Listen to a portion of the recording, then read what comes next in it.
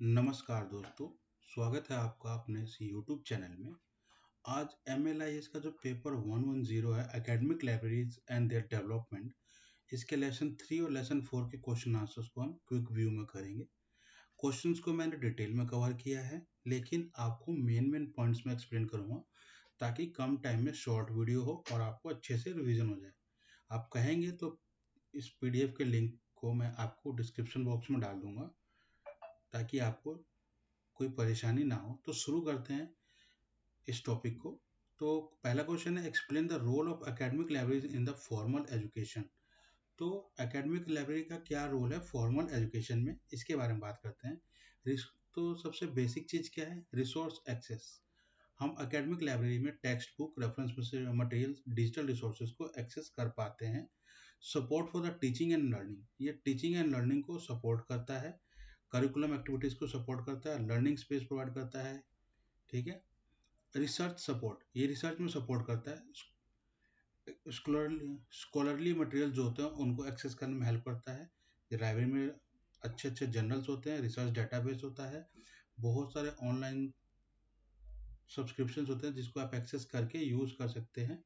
Information literacy training होता है जिसमें लाइब्रेरियन को ट्रेन किया जाता है कैसे एकेडमिक लाइब्रेरी में रिसोर्सेज को एनहेंस किया जाए। रिसर्च गाइड किया जाता है यहाँ पे कि कैसे स्ट्रेटेजी फॉर्मेट किया जाए, कैसे साइटेशन के मैनेजमेंट किया जाए और क्या थीसिस सपोर्ट टूल्स हैं उनको यूज किया जाए। एक्सेस एंड इंक्लूजन, डेमोक्रेटाइजिंग नॉलेज, इसमें स्टूडेंट्स को इंश्योर किया जाता है कि एकेडमिक रिसोर्सेज को इक्वली एक्सेस कर पाए, उनके फाइनेंशियली और एजुकेशनल बैकग्राउंड को एलिमिनेट करके एक डेमोक्रेटिक तौर पर उनको प्रोवाइड किया जाए। एक्सेसिबिलिटी सर्विसेज, जो मटेरियल्स अवेलेबल हैं उनको एक्सेसिबल फॉर्मेट्स में स्टूडेंट्स को प्रोवाइड किया जाए, even with the students of in the disabilities. किसी भी लेवल पे स्टूडेंट्स को आप बायस नहीं कर सकते हैं इंफॉर्मेशन गेटिंग करने में। ठीक है। Technology and innovation hubs, libraries offers करती हैं प्रिंटर्स, सॉफ्टवेयर्स और वर्कशॉप्स के हेल्प्स करती हैं एक्सेस करने में। प्रिवेंशन एंड अचीविंग, ये नॉलेज को प्रिवेंट करती है। यहाँ पे थीसिस, डेजर्टेशंस और पब्लिकेशंस के रेयर मटेरियल्स और हिस्ट्रिकल कलेक्शंस अवेलेबल होते हैं जिससे ये स्टूडेंट एक्सेस कर पाता है। और एकेडमिक लाइब्रेरी जो होता है एक इंटेलेक्चुअल बैकबोन होता है किसी भी फॉर्मल एजुकेशन का, क्योंकि एजुकेशन में रिसोर्सेज बहुत वास्टली अवेलेबल होती हैं और उन रिसोर्सेज को ऑर्गेनाइज करके स्टूडेंट्स को प्रोवाइड की जाती हैं एकेडमिक लाइब्रेरी में। ठीक है। अगला क्वेश्चन देखते हैं, discuss how public library can help in non formal education specially in India. ठीक है। तो पब्लिक लाइब्रेरीज बहुत ही एक वाइटल और इम्पॉर्टेंट रोल प्ले करती हैं एजुकेशन को, नॉन फॉर्मल एजुकेशन को फेमस बनाने में। ठीक है। और यहाँ कुछ फीचर्स आपके साथ डिस्कस की गई हैं, उसको देखिएगा। Life long learning opportunities, public libraries free access to the knowledge करती हैं। यहाँ पे यूजर्स जा करके जनरली मटेरियल्स को रीड कर सकते हैं, अवेलेबल रिसोर्सेज को स्टडी कर सकते हैं। ठीक है। इन केस उन रिसोर्सेज को उनको इशू करवाना है, कोई बुक्स को इशू करना तो उसको मेंबरशिप लेना पड़ सकता है, लेकिन बेसिकली वैसे जा करके इनको एक्सेस कर सकते हैं, किसी भी एज ग्रुप का पर्सन इस फैसिलिटीज को अवेल कर सकता है। ठीक है। यहाँ पे डिजिटल रिसोर्सेज होते हैं, wide range of topics available होते हैं, अपने इंटरेस्ट के अकॉर्डिंग उसको एक्सेस कर पाएगा कोई भी person. Promotion of literacy and language schools, libraries जो है रीडिंग प्रोग्राम, स्टोरी सेशन और बेसिक लिटरेसी क्लासेस रन करते हैं, कई बार रूरल और अंडर प्रिविलेज एरियाज में, और लैंग्वेज लर्निंग सपोर्ट्स को भी वो बूस्ट करते हैं, टेक्नोलॉजिकल स्किल्स को भी एनहेंस करते हैं। कई बार बैकवर्ड एरियाज में, गांव में जहाँ नेटवर्क्स की फैसिलिटीज़ नहीं है, नेट्स नहीं है, तो वहाँ पे लाइब्रेरी कंप्यूटर सिस्टम्स के बारे में अवेयर करती है वहाँ पे लोकल लोगों को। Skill support for skill development, यहाँ पे आईटी से रिलेटेड स्किल्स एनहेंस करने में वहाँ पे हेल्प करती है, एनजीओज के थ्रू या लोकल गवर्नमेंट के थ्रू लोगों को एग्रीकल्चर या डिजिटल लिटरेसी या डिजिटल जो भी चेंजेस हो रहे हैं उसके बारे में अवेयर करती है। ठीक है। Bridging the digital divide, digital device को ब्रिज करती है। लाइब्रेरी जो होते हैं फ्री इंटरनेट एक्सेस प्रोवाइड करते हैं, कंप्यूटर ट्रेनिंग प्रोवाइड करते हैं, रूरल एरियाज में, ताकि लोग डिजिटली स्किलफुल हो पाएँ और जो आज के करंट एनवायरनमेंट में चेंजेस हो रहे हैं उसको टैकल अप कर पाएँ। और यहाँ पे लोगों को government job portals, educational sites, social welfare schemes के बारे में भी इंफॉर्मेशन प्रोवाइड करने की कोशिश की जाती है। Women and child empowerment, library जो है सेल्फ लर्निंग स्पेसेस प्रोवाइड करती है वुमेन्स के लिए और चाइल्ड के लिए, और उनसे रिलेटेड, उनसे legal rights related, parenting related materials वहाँ पे प्रोवाइड की जाती हैं। ठीक है, कई बार स्पेशल सेशंस ऑफर की जाती है वुमेन्स के लिए, प्रेग्नेंट वुमेन्स के लिए, और कई बार फाइनेंशियल लिटरेसीज के लिए भी कई कोर्सेज रन किए जाते हैं लाइब्रेरीज के थ्रू।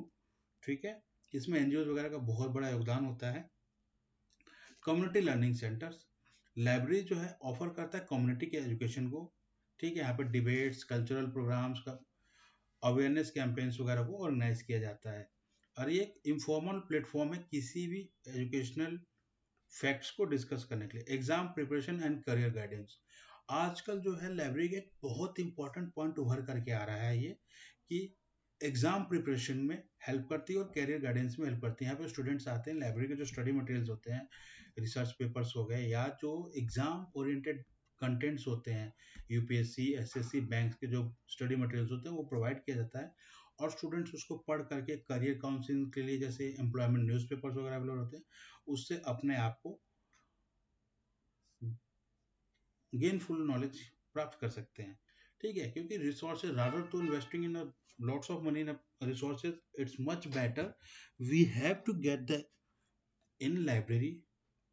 ठीक है, किसी महंगे रिसोर्स खरीदने से बढ़िया कि लाइब्रेरी में जाइए, 4 घंटे 6 घंटे पढ़िए और वहाँ पे जो रिसोर्सेज हैं उसको यूटिलाइज करिए।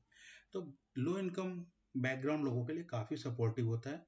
ठीक है, real world examples in Delhi, in India, तो जैसे दिल्ली पब्लिक लाइब्रेरी है, यहाँ पे मोबाइल लाइब्रेरीज वैन है दिल्ली में, ये एरिया वाइज घूमती रहती हैं, स्पेसिफिक डेट्स को, स्पेसिफिक टाइम को एक पर्टिकुलर एरिया में जाती हैं।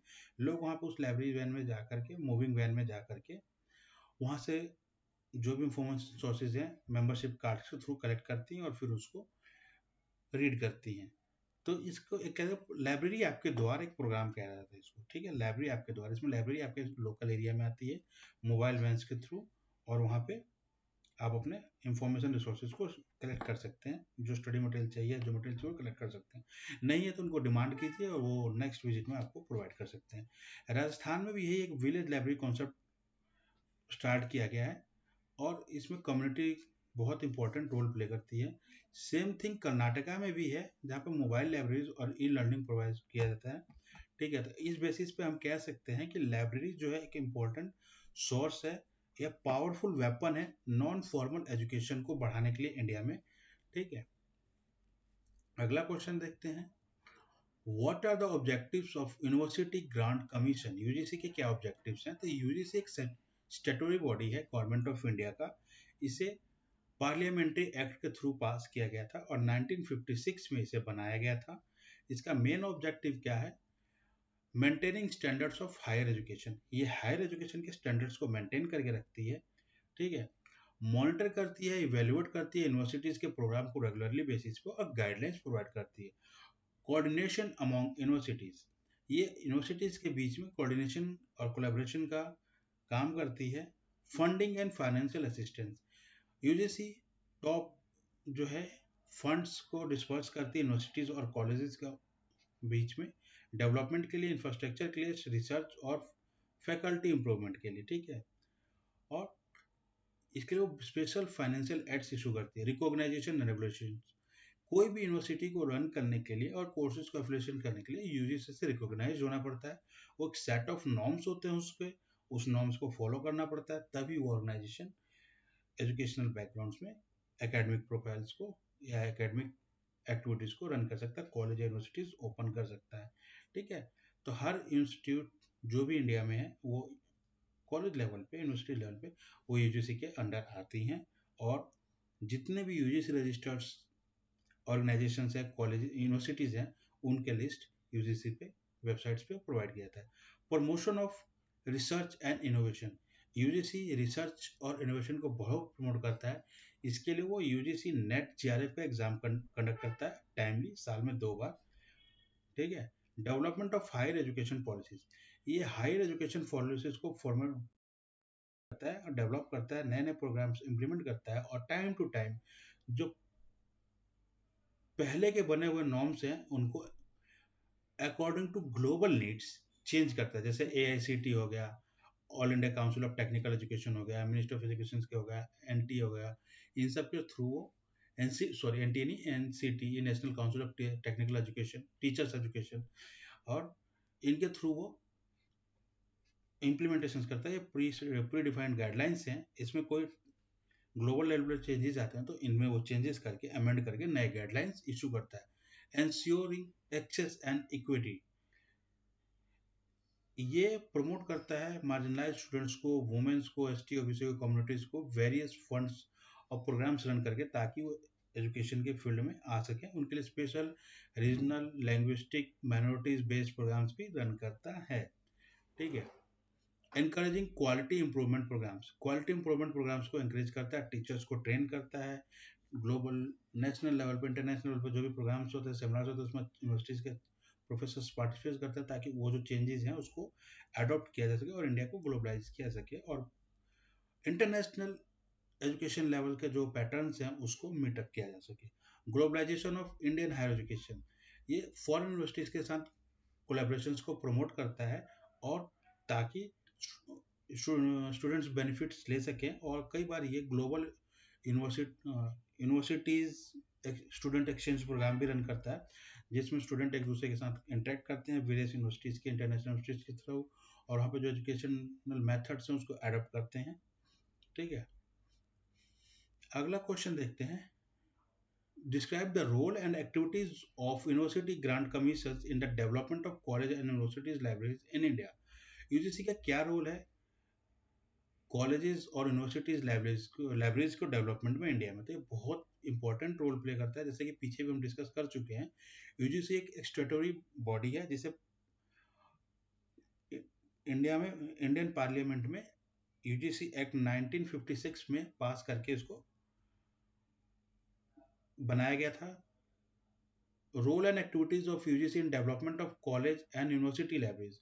तो रोल क्या? फाइनेंशियल असिस्टेंस प्रोवाइड करता है, इंफ्रास्ट्रक्चर डेवलपमेंट में करता है, एक्सपेंसेस को मॉडर्नाइजेशन के लिए फंड्स प्रोवाइड करता है, लाइब्रेरी के बिल्डिंग्स के लिए बुक्स परचेज के लिए गाइडलाइंस इशू करता है जिसे जनरल फाइनेंस रूल भी कहा जाता है, FRGR बोला जाता है। ठीक है। इसके अलावा कॉलेजेस को अलग अलग ग्रांट्स प्रोवाइड किए जाते हैं उनके एफिलिएशंस के बेसिस पे। Man power development and training, library के मैन पावर को डेवलपमेंट के लिए, ट्रेनिंग के लिए प्रोफेशनल को हायर करता है, उनको रिसेंट डेवलपमेंट्स के अकॉर्डिंग, ग्लोबल नीड्स के अकॉर्डिंग उनको ट्रेन की जाती हैं। और लाइब्रेरियन को हायर करने के लिए प्रॉपर फंडिंग्स प्रोवाइड की जाती है, प्रॉपर ट्रेनिंग प्रोवाइड कराती है, और लाइब्रेरी के जो टूल्स हैं, मैनेजमेंट टूल्स हैं, डिजिटल टूल्स हैं, उनको अपग्रेडेशन पे रेगुलरली वर्क करता है। और इसमें automation and digitisation of libraries भी है। ये कंप्यूटराइज्ड लाइब्रेरी सर्विसेज को प्रोवाइड करता है ताकि कैटलॉगिंग, सर्कुलेशन और एक्विजिशंस को एनहेंस किया जा सके, डिजिटल मोड में लाइब्रेरी को मैनेज किया सके। रेयर रिसोर्सेज और रेफरेंस मटेरियल को यूजीसी डिजिटाइज करने में भी हेल्प करता है ताकि लिमिटेड रिसोर्सेज हैं वो, और उनको मल्टीपल यूजर्स को at same time of requirement होता है तो उनको डिजिटली कन्वर्ट करके यूनिवर्सिटी पोर्टल्स के वेबसाइट्स पे अपलोड कर दिया ताकि कोई भी यूजर कहीं से भी उसको एक्सेस कर पाए। Support for research and access of e resources को एक्सेस के लिए और रिसर्च के लिए बहुत सारे प्रोग्राम्स रन करता है यूजीसी, जिसमें इन्फ्लिब नेट है, information and library network centres है। ये एकेडमिक डेटाबेस को, रिसर्च कंटेंट को प्रोवाइड करता है। ई शोध सिंधु डिजिटल कंसोर्टियम है जिसमें हायर एजुकेशन के लिए ई जर्नल्स को प्रोवाइड करता है। शोध सिंधु पे ई जर्नल्स होते हैं, ध्यान रखिएगा। शोध गंगा पे थीसिस और डिसर्टेशन अवेलेबल होते हैं। लाइब्रेरी डेवलपमेंट प्रोग्राम रन करता है, कॉलेजेस को फंडिंग प्रोवाइड करता है, इम्प्रूवमेंट स्टूडेंट और फैकल्टी और रिसर्चर्स को फैसिलिटीज प्रोवाइड करता है, ओपन एक्सेस इनिशिएटिव को प्रमोट करता है। Policy making and guidelines, policy भी बनाता है, गाइडलाइंस प्रोवाइड करता है इंफ्रास्ट्रक्चर के रिगार्डिंग, स्पेसिफिक लाइब्रेरी के मैनेजमेंट के बारे में, लाइब्रेरी के बिल्डिंग के बारे में, नेशनल स्टैंडर्ड्स को फॉलो करने के लिए बोला जाता है। ठीक है। और इंडिया में जो क्लासिफिकेशन और कैटलॉगिंग ऑफ स्टैंडर्ड्स हैं उसको फॉलो करने के लिए बोला जाता है, जैसे डीडीसी और मार्क के एक्सेस के लिए। Special scheme for underserved areas, underserved areas जो रिमोट एरियाज होते हैं, हिली रीजन होते हैं, उसके लिए स्पेशल इनिशिएटिव्स लॉन्च करता है, स्पेशल प्रोग्राम्स लॉन्च करता है। ठीक है। तो impact of UGC initiatives, UGC initiatives के क्या इम्पैक्ट है? लेवरेज स्टूडेंट्स के बीच में काफ़ी कॉमन हो जाता है, रिसर्च ओरिएंटेड इंफॉर्मेशन प्रोवाइड करता है, डिजिटल रिसोर्सेज को बढ़ावा देता है, और डिजिटल रिसोर्सेज जो अवेलेबल इंडिया में उनको ग्लोबल लेवल के कंपटीशन के लेवल का बनाता है। ठीक है। लाइब्रेरी को रिसर्च और सपोर्ट करने के लिए बढ़ावा देता है। तो ये बेसिक क्वेश्चन है इसके, यूजीसी का रोल आपने देख लिया। How the university Grant commission supported the librarian training capacity building in the Indian academic library in India? कैसे यूजीसी सपोर्ट करता है लाइब्रेरी ट्रेनिंग को, कैपेसिटी बिल्डिंग को इंडियन एकेडमिक लाइब्रेरीज में? ठीक है। तो लाइब्रेरी एक ऐसा ऑर्गेनाइजेशन जो कंटिन्यूसली डेवलप करता है, और रिसेंट हर डेवलपमेंट के साथ इसको कुछ नई रिक्वायरमेंट्स होती हैं, time to time software upgradations होते हैं, बहुत सारे चेंजेस होते हैं। तो उन चेंजेस को बीट करने के लिए यूजीसी बहुत सारे टेक्निकल प्रोग्राम्स रन करता है। ठीक है। रिफ्रेशर्स कोर्स लाता है लाइब्रेरी के लिए, न्यू जो आईटीसी मैनेजमेंट स्किल्स होते हैं उनको डेवलप करता है, डिजिटल लाइब्रेरी मैनेजमेंट में एक्सेस करता है, ई रिसोर्सेज के हैंडलिंग और ओपन सिस्टम को एनहांस करता है, लाइब्रेरियंस को ट्रेन करता है, क्योंकि टाइमली अपग्रेडेशन बहुत जरूरी है अगर यूजर्स को, स्टूडेंट्स को, लाइब्रेरी यूजर्स को आप टैकल अप करना चाहते हैं और करना चाहते हैं। तो फाइनेंशियल असिस्टेंट प्रोवाइड करता है, यूजीसी ग्रांट प्रोवाइड करता है, वर्कशॉप, सेमिनार्स और कॉन्फ्रेंसेस रन करता है। Individual librarians are encourage to support attend the national international training events. तो लाइब्रेरियंस को encourage करता है, सपोर्ट करता है नेशनल इंटरनेशनल इवेंट्स को अटेंड करने के लिए। इन्फ्लिबनेट एक यूजीसी का ब्रांच है जो रेगुलर बेसिस पे ट्रेनिंग प्रोवाइड करता है, और कई सारे इसने सॉफ्टवेयर से लॉन्च किए हैं, जैसे SOUL software for university libraries, जो लेटेस्ट सॉफ्टवेयर है, जैसे यूजीसी ने इन्फ्लिबनेट के थ्रू बनाया है। ये डिजिटली रिसोर्सेज को मैनेज किया जाता है, इसमें डिजिटल एप्लीकेशन में हेल्प करता है, मेटा डाटा के स्टैंडर्ड सेट करता है। ठीक है। इन्फ्लिबनेट ऑनलाइन सर्टिफिकेशन और अवेयरनेस प्रोग्राम्स भी रन करता है। आईसीटी स्किल्स डेवलपमेंट में भी ये हेल्प करता है, ताकि डिजिटाइजेशन कैसे किया जा सके, ऑनलाइन क्लाउड बेस्ड सर्विसेज को कैसे एनहेंस किया जाए, कैसे लाइब्रेरियन अपने यूजर्स को ई शोध सिंधु, शोध गंगा, शोध गंगोत्री को यूज कर पाएंगे, उसके बारे में गाइड करें। रिसर्च और हायर स्टडीज को प्रमोट करता है। ठीक है। लाइब्रेरियन को ये ऑफर करता है कि वो रिसर्च में जाएं, एमफिल करें, पीएचडी करें। ठीक है।